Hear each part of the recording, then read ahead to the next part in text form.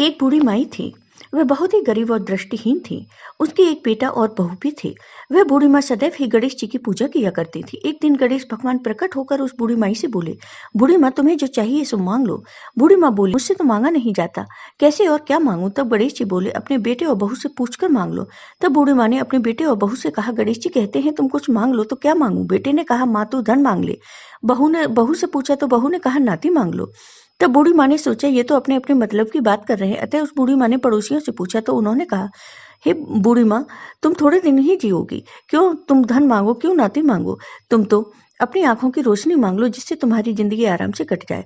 इस पर बूढ़ी माँ बोली, यदि आप प्रसन्न हैं तो मुझे 9 करोड़ की माया दो, निरोगी काया दो, अमर सुहाग दो, आंखों की रोशनी दो, नाती पोते दो और सब परिवार का सुख दो और अंत में मोक्ष दो। यह सुनकर गणेश जी बोले, हे बूढ़ी माँ, तुमने तो मुझे ठग लिया। फिर भी जो तुमने मांगा है वचन के अनुसार वह तुम्हें सब मिलेगा। और यह कहकर गणेश जी अंतर्ध्यान हो गए।